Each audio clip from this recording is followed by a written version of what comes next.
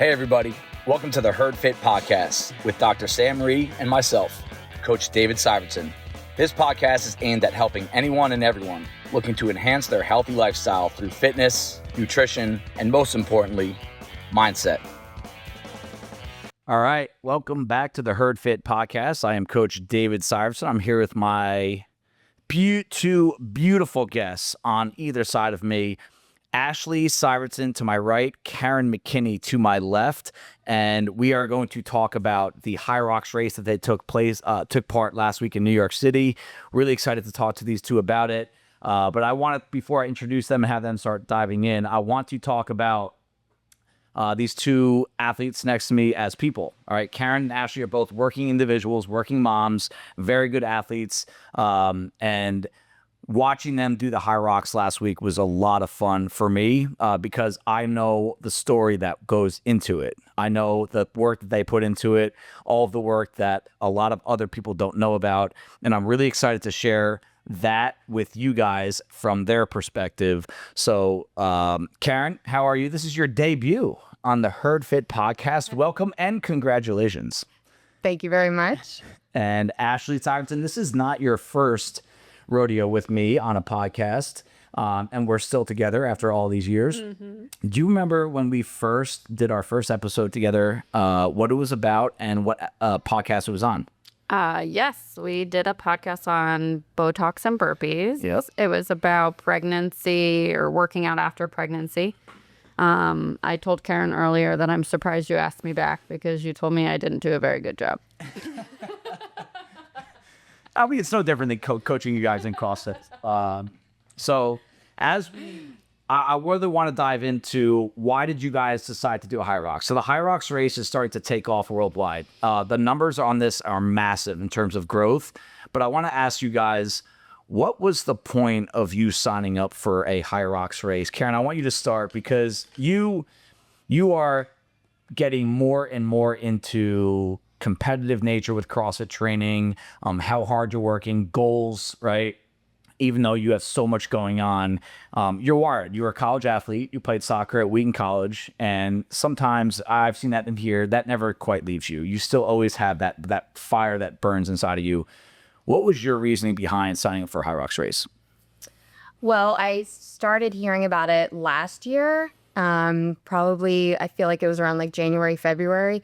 And then I saw that they were coming to New York City and I tried to sign up, but I got waitlisted.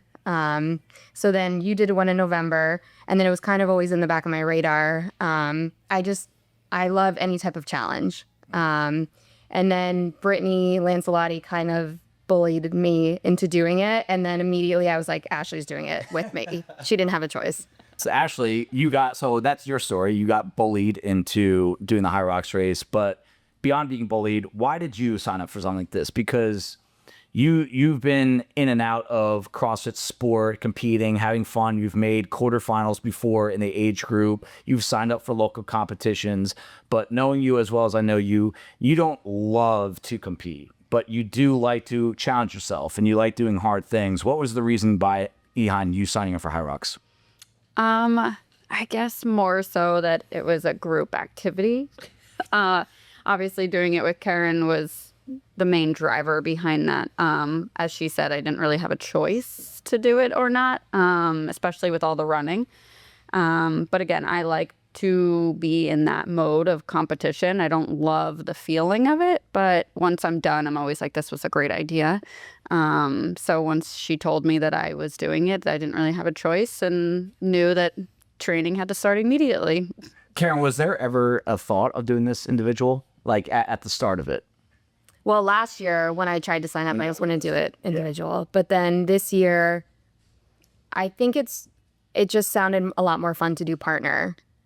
And I don't know if I would ever do an individual. I really like doing the partner. But I mean, we'll see. Yeah, on next week's episode, we're actually going to have an athlete from Bison that did it as an individual. So it'll be fun to kind of blend the two experiences together. And then maybe at the end of this episode, if we have some time, we'll talk about what's next for you and would you ever do one individual, because there is a significant difference between competing with someone else, but also doing something by yourself.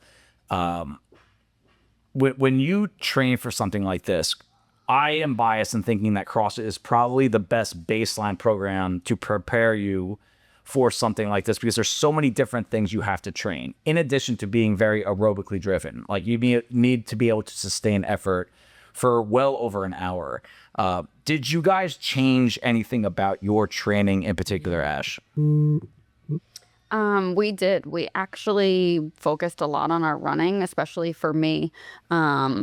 I don't run. I don't like to run, but I knew that's a huge part of this. It's like, I feel like 90% of the race is running. So we decided that we were going to run more. And then we started throwing in on Sunday mornings. I would come in early with the group and we would do kind of the stations, because yes, we do a lot of the movements, but learning how to transition from running to the movement and then back out to the run was a huge part. So we did weeks upon weeks of transitions, coming in from a run, doing a station, going back out. So yeah, how much did that help you? Knowing what it feels like to run post lunge versus post burpee broad jump. Like, did it actually just help you mentally, or was it actually a physical training that you think you enhanced as well? I think both. I think from a physical standpoint, one, knowing that I have to run, not a 200 or 400, and then come in and work. I think Keren and I worked really well together. She's a stronger runner. So for her, I would come in and do the station and then be able to rest before the run, was huge for us figuring out, how to do the race. And then mentally just knowing that, okay, this is what we're actually going to do. And this is a lot harder and longer than I thought it was going to be. Now, Keren, you're a runner, A, soccer background, B, I'm driving to the gym this morning at 10:15. You're just happening to be running down down Greenwood Ave. So running to you is not the challenge that it is to a lot of people, including CrossFitters, because I know a lot of CrossFitters that do not want to run. They don't think it's a part of the program, even though it's the 5K run is the most programmed workout in CrossFit.com history. It's a huge part of CrossFit training, but a lot of them don't like to run. You do. Did that make it easier for you to transition to this kind of training? Did you actually have to add any running, or hey, it was already part of your routine?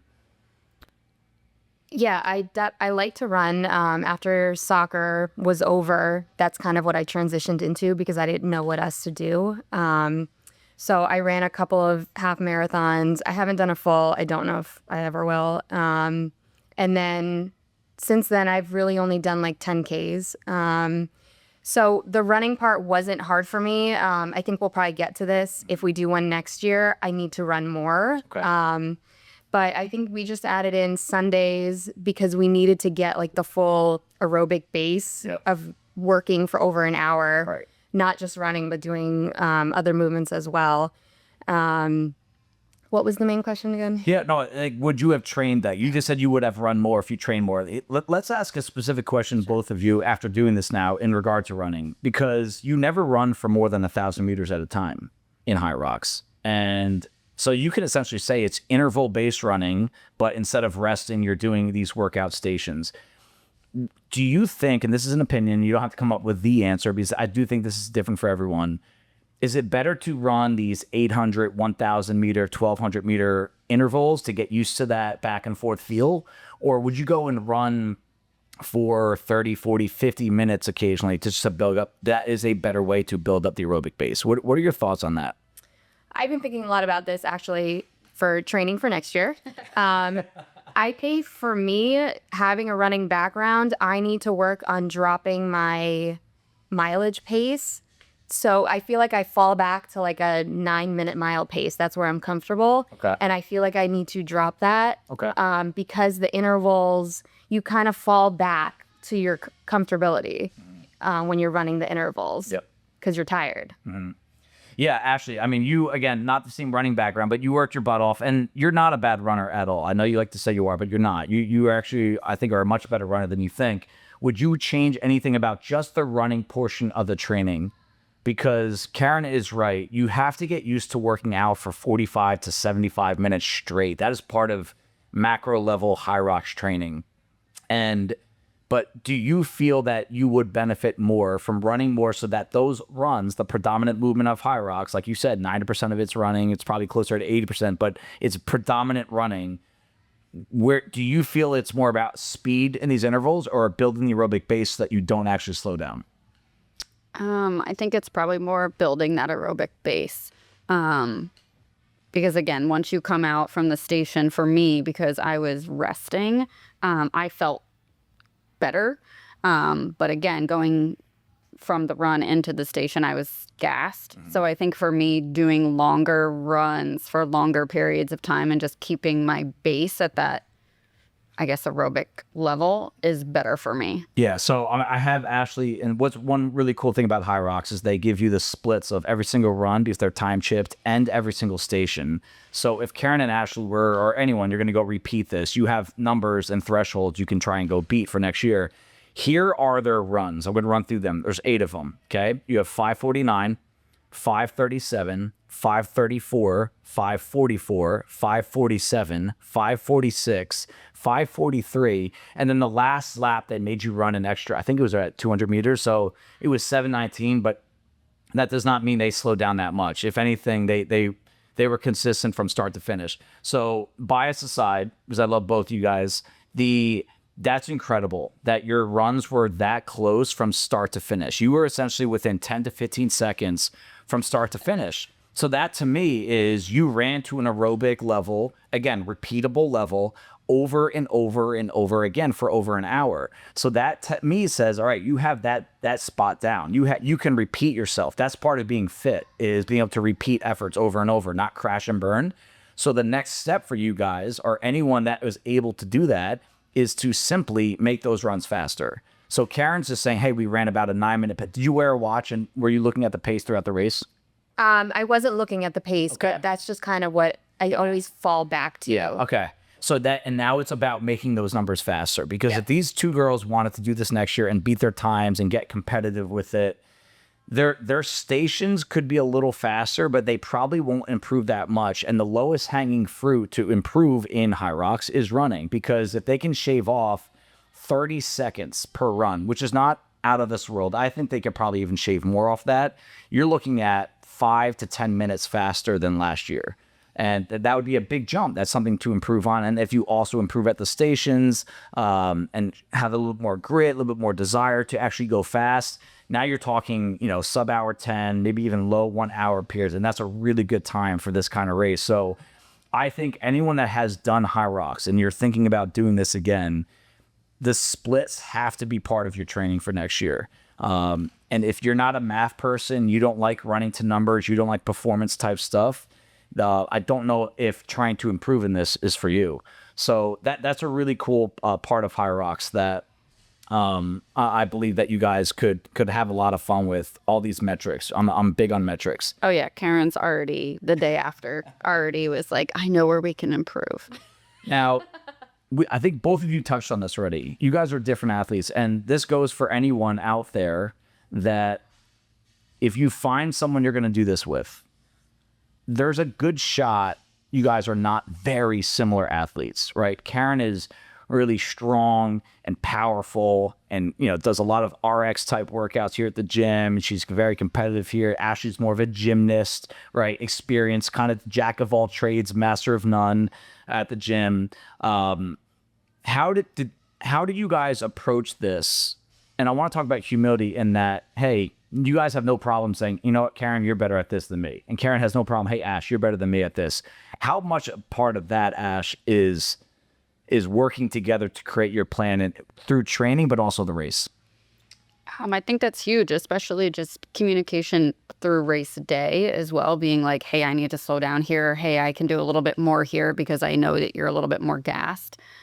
Karen's obviously lower body stronger than me. So for her, things were a lot easier. And I think it was great that there wasn't a point during the race, especially that we were like, okay, you have to do more of this. It was kind of like we could read each other and was like, okay, I got this. Gotcha. I can do a little bit more here. But I think definitely, especially in training, that was one of our biggest things, was learning like, okay, who can do the station and then run, who can come in and do this, who can take a little bit more here. So figuring that out during training was huge. Keren, did you guys come up with a plan leading up to the race of saying like, hey, let me finish the station so that you get rest, or vice versa? Because that's a big part of strategizing for team. Yeah, absolutely. And I think just how often we trained on Sundays helped us to read each other really well on race day. But we did train for Ashley to come in from the run and start the station. Okay. And then I would, so like for the ski, Right. 250, then I would do 250, then Ashley 250, then I would finish it. So I was finishing every station because I'm the stronger runner. And then we would go back out for the run, which it worked really well. But I told Ashley, I need to train harder next year because I was so gassed after a couple of the stations, being the one having to run again. I felt like my first lap, I was always trying to recover. Yeah. And then the second lap, I finally like felt better, but then you're going right back into a station. Good note. Feather in the cap for the coaches that preach this stuff. Active recovery. It is possible for everybody to recover while you move. So every now and then when we throw these workouts out at you, where it's like a recovery recovery walk, or recovery row, or we just talk about, hey, don't sit on the ground or lay down on interval workouts. Go walk around, move your body, because your body can recover while it's in between these intense interval pieces. And I think that's something that Keren does a lot on her own without even realizing it.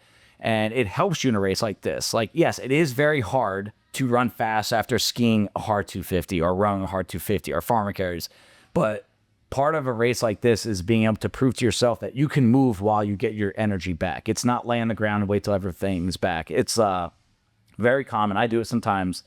You know, them these interval workouts, you just want to lay on the ground and get your breath back. And it works eventually, but it's a wasted opportunity to enhance your aerobic capacity, because a big part of fitness in general is the ability to recover. We know a lot of athletes that crash and burn after the first couple of minutes of workout because they're terrible at recovering. And that means their fitness has a huge hole that would really get exposed in something like this. Ashley works a very typical, I call it 8 to 4:30, 8 to 5, 9 to 5 HR job. And Keren is a nurse with like crazy hours of like a couple days on, a couple days off, but long, stressful shifts.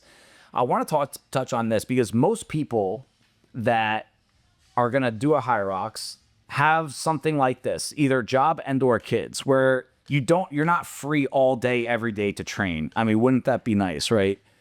How did you guys manage the stress of managing career, family, and training in regard to how much it did take? This took a lot of dedication for you guys and a lot of discipline. You know, Ash, I mean, is not a morning person, and she was waking up at 7 on a Sunday to go run. I'm like, who am I married to right now? Ash, can you touch on just advice? If you had a few people sitting in front of you right now saying like, hey, how did you do this with how busy you are? Like, what is like your baseline piece of advice for that? Because I know it can go layers and layers deep, but what should someone do that has so much going on but also wants to take something on like this? I think the biggest part of this was being on a team. I think if I was on a solo, it may not have been a priority, but because we were on a team, it was like, okay, we both have very busy schedules, and Keren's got 4 kids and a job, and you know, her husband Mike is a pastor, so Sundays are hard. We're obviously here most Saturdays for the gym, so we made it a priority. It wasn't really a question. It was every Sunday, whether I like to work out in the morning or not. It was a priority, and I think that's what everybody needs to focus on, is that if this is really what you want and you want to go in with a good plan and, you know, not, excuse me for saying, shit the bed the day of, you know, you kind of have to plan and make it a priority. And that's what we did. Made it a priority every Sunday. Yeah, Keren, when you signed up for this, you got waitlisted, then you got in with Ashley. And this is very common, and I have a feeling you didn't do this, but a lot of people will sign up for something and be like, oh, cool, I can't wait to be done. I'm like, well, hold on. When you sign up for something, you're signing up for weeks, months of training and stress. Did you sign up knowing, hey, this is going to be tough to schedule, but I'm going to make it work? Or did some things catch you off guard? Not really. I love training. I love training for things. You love the process. I do. I love the process.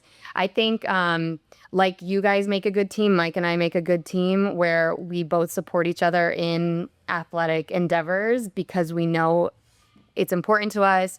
It's important to both of us. It just creates like a good balance in our life for health's sake, for our kids' sake, to see our for our kids to see us doing things like that. Like this, it's important to us. So I think I ran it by Mike, but I can't remember actually, but I knew he would be, I kind of was like, well, he was going to do Asbury, so I want to do this. We've always kind of been like that. We've always supported each other in those areas. It's always a matter of, all right, when are you going to work out? And then I'm going to go work out here. We always do that for each other because we know how important it is individually and then for both of us and for our family.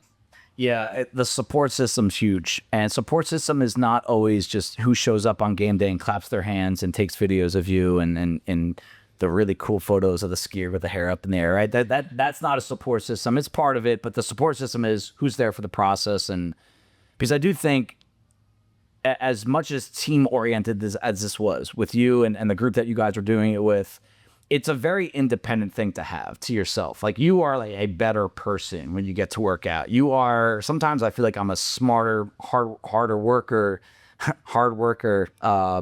when I have something to train for, because it's kind of like this all-encompassing lifestyle. Like you eat better, you don't drink as much, you try to get to bed, you try to focus on recovery simply because of the Hyrox race, but you add all these things together, and I'm glad Keren brought this up, as you know, you have kids that are looking at you and watching you do stuff. And that inspires me all the time. Not that I think Brock is actually, as a 5-year-old, watching us and be like, ooh, I want to be like that someday. But they see it's a part of your life. They see there's a process behind the race. It's not just the race. And I do feel when a lot of people sign up for something, they're only thinking about the race, the Instagram pictures, all this stuff. But the weeks and months leading up to, I think, are where the gains are made. And that's why I love that you love the process. Ash, you know what Brock is to us. He's everything to us. How often do you think about him and being a mother to him and being an example for him while you're doing all this hard stuff?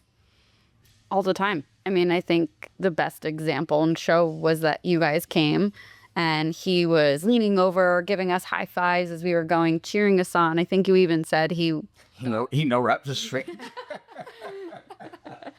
He was saying that we were in first place, even though clearly, if you guys have ever seen a Hyrox race, there's no way to know who is in first or second. And he was upset when somebody beat us off the wall balls. And so he sees it. He sees us working hard, and he's in the other room over there, as you guys probably hear in the background, screaming and playing. But he sees the hard work that we do, and he wants to come here and work out. So it's a constant to show him that, hey, mom and dad love to do this, and so can you. Yeah, it's awesome. I love like the holistic approach to these things. Like there's so much more to it than just the race itself. So time management, you guys, support system, everything. Here's something that we can't always anticipate either, but I want you to touch on it because I know Ash was dealing with a couple things. I don't know if she told you, Keren, but pain management, right? Just I don't want to call it being injured, but when you train hard for something, whether it's the Open, the qualifiers, or just CrossFit in general, or actually something that you sign up for, a race like this, at some point you're probably going to deal with some aches and pains. Keren, did you deal with anything? Because I know we can touch on some of the Ashley's stuff, but did you have any kind of aches and pains that were unexpected during training for Hyrox? In college, I had Achilles tendonitis for 2 years, and I hadn't dealt with it since, but we did a 10K in November, and I ran a very slow mile with my 8-year-old. And since then, it flared up because I was running so slow. Yeah, you weren't running like you normally do. Yeah. And so that I kind of had to manage that a little bit. I feel like we really didn't run that much for Hyrox. We did the Murph training, and then we did like on Sundays, but I think that actually helped not running so much because I feel like my Achilles would not have been able to take it. And I know with like your knee. Yeah, Ash's knee the couple weeks before started to really act up. And, she was actually pretty stressed about it 2-3 days before. And I can't tell you how common that is before any competition, right?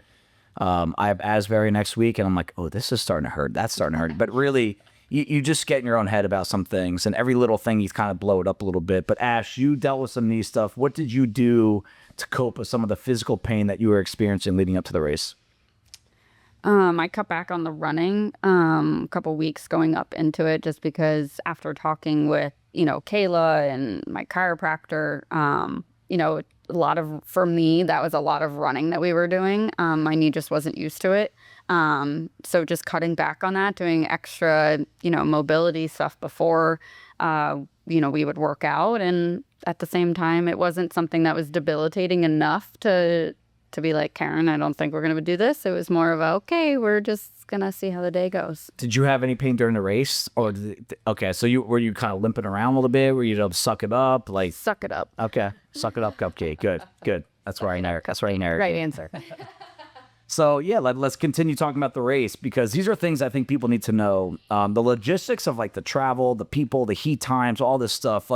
It's an extra stressor that you don't want to have to experience the day of. You guys all drove in together. You parked. It was on a Friday, which could have been a disaster, with traffic going to the city. You guys got in super early.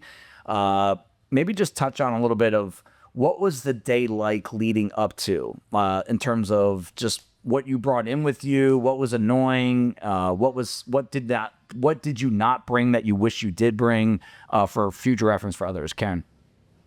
Do you want to touch on the water situation, Ashley? No, I thought it was super easy getting into the city. I don't like driving into the city, all of those race day things. So it was nice because I just hopped in the car and everybody else took care of it. So that was super easy. We got in really fast. We probably were there too early. Yes. But also the girls we were with, Brittany and Katie, their race time was a little earlier. So we had to get in early, but even they were very early. So it was a lot of standing around, walking around, sitting, which I didn't like. And I like to work out in the morning too. So that was. You actually came and worked out the morning of, didn't you? Didn't you just mobilization and stretching and stuff. Yeah. You were. I wanted to. Yeah, you guys went. Let's touch on this, because I think this impacts what we're talking about right now. Ash, when you guys signed up, did you sign up for a day, a heat time, a division? And when did you find out when you were actually going? I actually kind of forget. Did you guys sign up for Friday, or you signed up for a division and then they told you what time you were going? No, we purposely signed up for Friday. Friday race. But then they don't give you your heat time until 3 days before. Right. So I think that's really important for a lot of people to know. My brother and I, we kind of got screwed there in Dallas, where we signed up for a certain division and in a day, and we found out that we were racing at 7:45 p.m. at night, and that just was not going to work for us because of other plans down there. So that's something that I think everyone needs to do some research on, that if you go in a certain division on a certain day, you probably have an approximate PM or AM time of day where you're going to go. So the girls open division, you guys, what were your heat times, Keren? What time did you start? We were right at 5. So 5 p.m. Yeah, 5 p.m. All right. So that's if you're not used to working out at night, you might have to work out at night, and that's something that I think a lot of people need to pay attention to, because everyone I've talked to that's on a Hyrox race, it's almost they don't know that going in, that you're not getting your heat time until a few days before, and you need to pretty much keep the entire day open. Yeah, I think when we actually signed up, it actually gave a 7:30 start time for us. But then when we actually got we were going to go somewhere between 3:30 and 5:30. And then 3 days before we got the 5 p.m. What was the water situation there, Keren? There was no water. We walked 5,000 steps looking for water because I had my watch on. So we ended up walking the whole venue, and then we had to go back out of the venue and go to a street cart to buy water.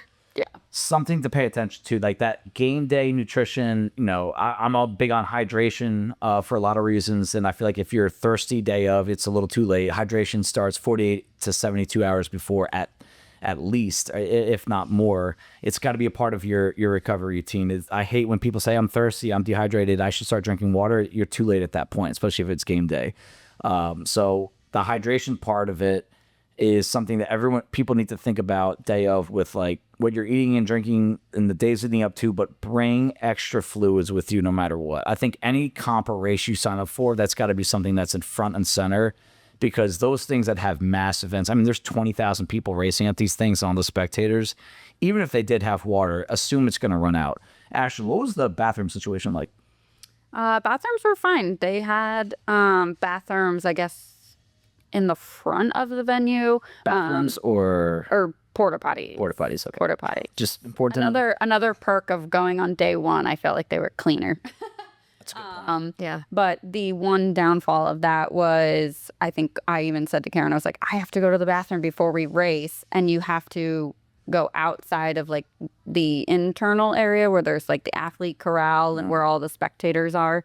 And that can take you to the transition because you're going over the race course. Yep. Can take you, 10, 15 minutes to do. So you kind of have to plan accordingly. So it would have been nice for them to have even just an athlete bathroom area inside. I agree. But yeah, there's without diving too much into this because it's not as relevant for people that's signing up, but all the there's inside the track and outside the track. If you're an athlete, you have to be inside the track, probably at least, my guess is 20, 30 minutes before your race, just to get a good warm up in and be ready to rock on time. If you got to go to the bathroom at some of these races, you have to leave that track, and to leave and come back in the track, it can actually take 20 minutes because, and I don't want to explain the science and the reasoning behind it, but just assume that if you're one of those nervous peers before the workout, wear a diaper, or assume that you're going to have to go out and leave the floor and give yourself 20 to 30 minutes, not 5. At a normal gym or CrossFit competition, give yourself a couple minutes, you go to the bathroom and come back. It's not going to happen at something like this. So that wasn't like that in Dallas, but just be mindful that getting in and out of these things is not a quick open the door walk through type thing, especially it's just getting bigger and bigger. Speaking of that, just the logistics, are you guys impressed with like Hyrox, the logistics? I mean, everything was pretty, I would say, very on time. How impressed by the operation were you, Keren, of being an athlete, and you need some sort of reliability once you get the schedule lined up from them, that things are going to be on time, the warm-up area. Were you impressed by everything? Was there anything you wish you had more of other than the water bathroom situation? Yeah, I thought it was awesome. It was such a cool venue. I thought they did such a good job. I mean, they had heats going every 10 minutes. It was incredible, crazy. Yeah. The one thing, and we could touch on this, is I wish they had a walking lane for the people who are walking, because it was really hard dodging and weaving people the whole time. And especially because when you're in doubles, I was talking to Alondra about this, there's double the amount of people. Yep. You do. Ash, I mean, did you, not that I would ever assume that you would get in like a road rage fight or anything like that. Was there any hostility with other teams? Because again, we raced too, and we had a couple guys that were getting pretty upset about when you walk, you should not be on the inside. Just like when you're driving on a highway, on a 2-lane highway, you should not be driving slow in the left lane. Just out of respect for others. But there's also people that are really competing, like they're actually racing, and it's annoying when you have people walking laps. And hey, if you got to walk, you got to walk. But get to the freaking outside. Was there any sort of hostility? Was it a community feel? Was it a competitive feel? What was it like there? I think it was definitely a community feel. I think the only time that it was annoying to try and weave in and out, especially as a doubles, because you're like, okay, you go, and then I'll follow you and catch up. But there was a time during the race, it was like probably halfway through our race, the guys started going individual. Pro men. Yeah. And Keren had yelled because at one point I almost got trucked by some guy.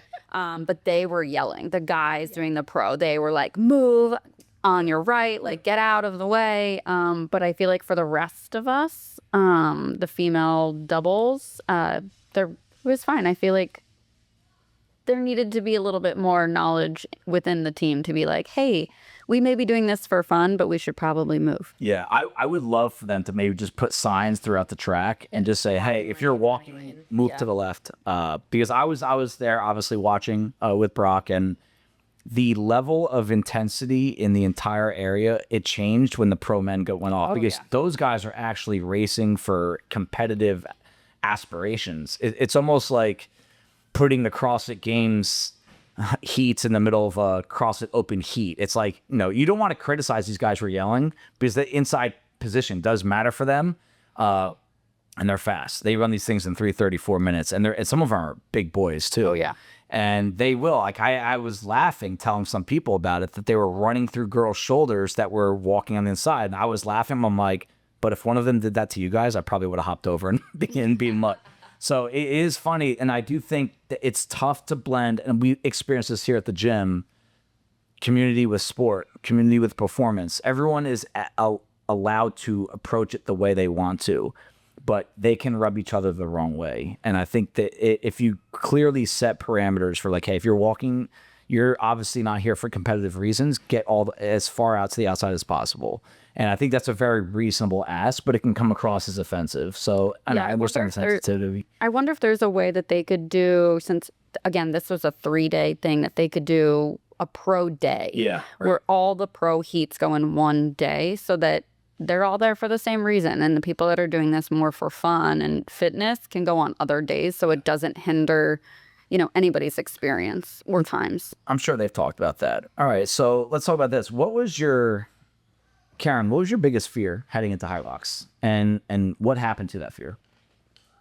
Like, what was there anything you were most worried about? It could be performance. It could be, hitting traffic on the way in. What was like the pier sinking? All right. So, and the pier didn't sink. So was there anything about the rate, like, or it could be movement? Like, what movement were you most concerned by? Like, what ended up happening there? Because I'm really curious to hear what athletes, like, you're a very high level athlete, and I want others to know, like, you have your little fears and anxieties too. What happened to the fear, and what was it? You weren't afraid of everything, huh? Well, actually, I'll probably go a different way with this question, if that's okay. Yeah. This was so nice for me because I wasn't nervous. Okay. And like I kept telling Ashley, like, I don't care what happens. I really didn't care what happened because, as you call me, I'm a stressed out CrossFitter. She's never gonna let me forget. No, because I am. It was really nice to just be calm and excited before the race and not feel like I was going to puke. That's awesome. Okay, so let me build on that then. Can you apply that to your CrossFit training? Or do you think it's not possible? And be honest, it's okay. I don't know. Okay. Because CrossFit is more individual. Yeah. But with the team, I don't know. It just like felt like we could work off of each other. And that was the other thing where I really liked doing it with the team, was that there were times in the race when we were running where I wanted to walk because I was so tired. But I was like, I'm not going to walk because Ashley's not going to walk. And I knew you weren't going to walk, so I can't walk, right? Ashley, what was your biggest fear going in? So I think you had a list of... Sorry. Maybe that's why Keren had no fear, because they were You took it all yourself. They were all mine. Obviously, I think my biggest thing was having a panic attack and just feeling overwhelmed. I do that to myself. But you were a little nervous morning of too, right? Yeah. And I think that's why, again, a type A personality, I was like, I'm going to drive. I'm going to take care of all of this. Everyone just get in the car. So I think that was probably my first. But I think working with Keren, I think, that was one of the things she said leading up to the whole week was, don't worry. If you decide 2 minutes before that you don't want to do this, then we don't do this. And we just have a great day at the pier. That, I think, was my first biggest fear. And then after that, it was that my knee was going to really hinder my running. And Keren was probably going to be running or walking next to me as I was trying to trudge through. But other than that, I felt very comfortable. And I think that's why I didn't have total fear the day of, was because Keren was so understanding and was like, hey, we're just having fun. We're just going to work out. So it kind of took the fears away. I think I would have been a hot mess if I was individual having those thoughts in my head. Yeah, who you do it with, it means everything, obviously. And I think that's pretty well understood. We get that here on the Saturday at Bison. Like, who am I partnered with? It's going to make or break my Saturday. It's going to make or break my workout. And it gets, you overreact to that kind of stuff a little bit. But I would say if you are on a team, you can think deeper than just who is your partner. I think you could think about what you can do, good or bad, for the person that's partnered with you. So let's say you're a faster runner, God forbid, than the person that you're with. You have an opportunity there to really make or break someone's experience. And I'll tell you what, there's some people that should not compete on teams because they're just not good at thinking of being having empathy for someone else, right? Like really understanding what someone else is going through, what they're thinking. They're just so focused on competing and performance. And honestly, you are a really good person set up to compete individually. I think that's a lot of people want to do these things with a partner because it's more fun. But if you're with the wrong partner, it can make it a terrible experience. And I think anytime you sign up as a team or partner, you have to take it on as a responsibility that it's no longer about you, and it's no longer just about your time. You really have to make it a positive experience for someone else. What was something that you were really proud about? Because Keren, you're proud about like the mindset going in, staying relaxed, staying calm. Was there something that came from doing Hyrox that you look back on like, man, I'm proud of that, and I either overcame that or I learned this about myself? You want to go first, Ash? I'm trying to think.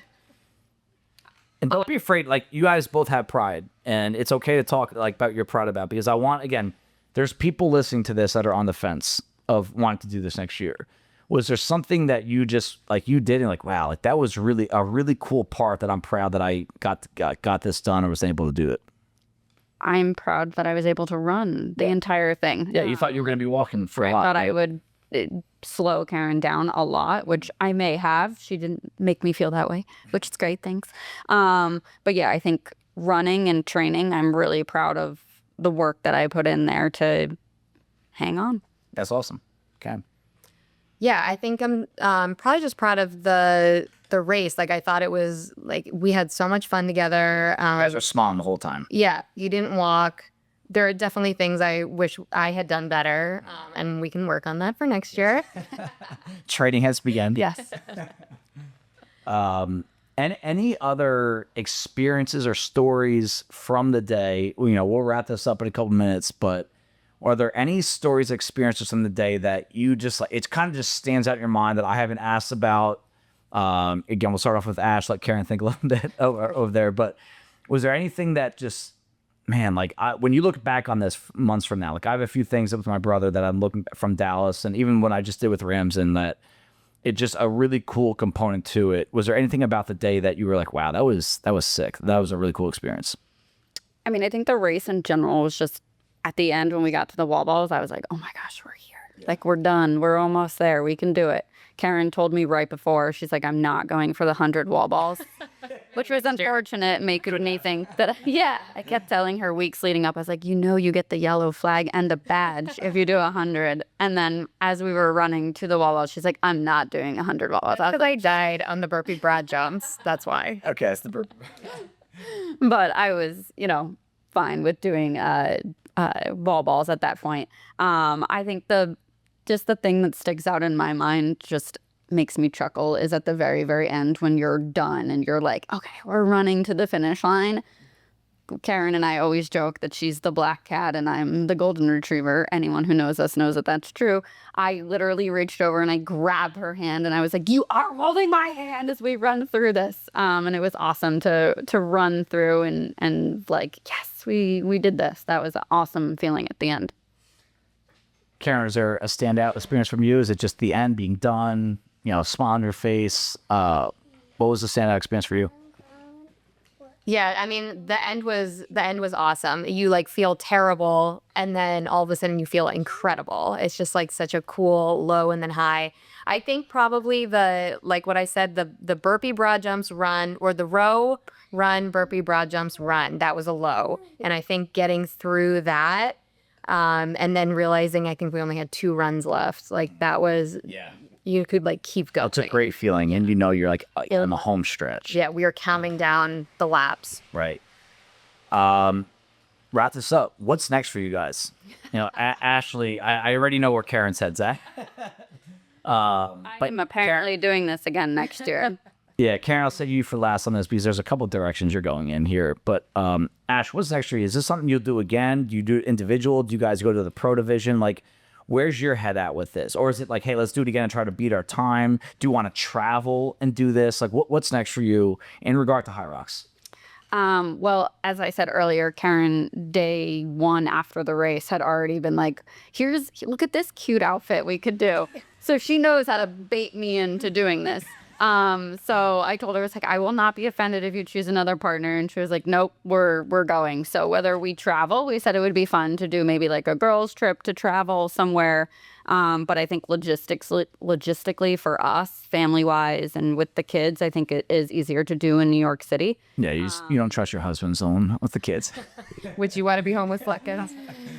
But I think, I think most likely I'll be doing it again next year. All right, it's on tape. Keren and Ash are going to be doing this again. Maybe New York City after. Pro. Oh boy. I'll just let Keren sign us up. I didn't realize the differences, to be honest. I'm still figuring this out. Yeah. I guess we thought we were doing pro weights. Okay, it's essentially heavier. The running's the same for everyone, but Because we train pro weights, I think. Yeah. Did we? Definitely the lunges. Yeah. Yeah, the lunges we did because we didn't have a lighter bag. I think you guys would be fine with the. It comes down to the sled. I think the Like Karen's. That's all. Well, that's another thing. The sled. The sled was our hardest thing because it was so wet because it had rained that the sled was not moving at all. At all. All right. So, Keren, there's usually one of two mindsets that people have when they're done with a race or a competition. Some people are like, screw this, I'm out for a month. Don't talk to me. And then others are like, the next day they're writing down splits, trying to figure out how to beat it next time. You are definitely the latter. But in addition to that, are you still thinking CrossFit sport, CrossFit competing? Legends qualifiers are coming up in a month. How do you shift gears between training for Hyrox and training for CrossFit? Because they are different training regimens. Well, I think the running aspect of CrossFit only helps, of Hyrox only helps me in CrossFit. Okay. So I feel like for the next 6 months, I'll just keep doing my running. Yeah. I try to run like once a week because I do feel like it gives me such a boost in my CrossFit workouts. 100%. It's the best way to improve your conditioning. Yeah. Do you feel weaker? Do you feel less skilled because you had so much focus on it? Because it's not like you stopped CrossFitting. You were still CrossFitting 4 or 5 days a week, doing a lot of some extra work. But do you feel like you need to kind of hone in on some skills? Do you feel you lost some strength or not really?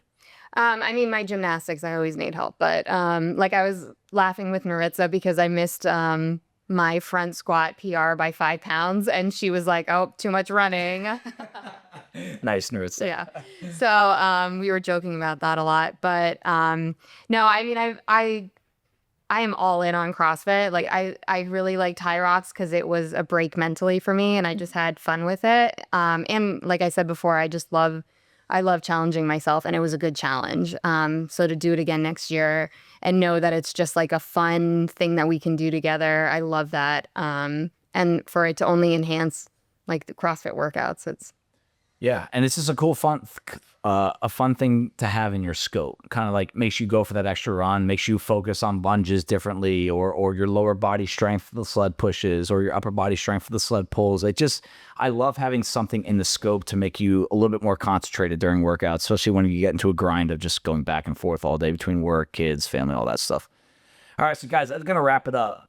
Thank you so much, Keren and Ashley, for coming on Herd Fit to talk about Hyrox partner. Next week, we're going to have an episode with an athlete that did it individually. So kind of same church, different pew kind of thing. Really looking forward to watching you guys do this next year. I'd be shocked if you guys don't shatter your time because now that you have something to beat and you know what the day is like, the race is like, I think you're just going to be going at a much higher speed. And I'm really looking forward to it. Awesome. Thanks, Dave. All right. Thank you, girls. Okay. See you next week, guys. Thank you, everybody, for taking the time out of your day to listen to the Herd Fit podcast. Be on the lookout for next week's episode.